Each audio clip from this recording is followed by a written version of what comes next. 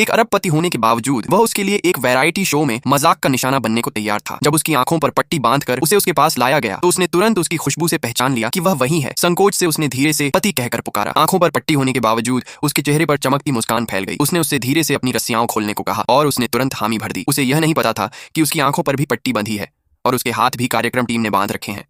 उसने अपनी स्थिति समझाई और कहा कि वह अपने मुंह से उसकी मदद करेगा।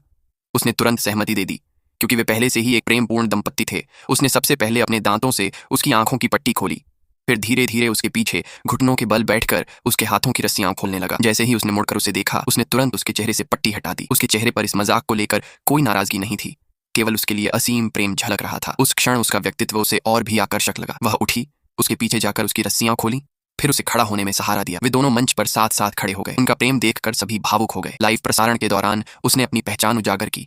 उसे और सुरक्षा का एहसास दिलाने के लिए उसने जोर देकर कहा कि वह उसका पति है। यहाँ तक कि उसने यह भी घोषणा की कि जिन प्रशंसकों ने उसका नाटक देखा है वे टिकट दिखाकर उसके ब्रांड के किसी भी रेस्तरां में मुफ्त भोजन कर सकते हैं। क्या वह एक योग्य पति है?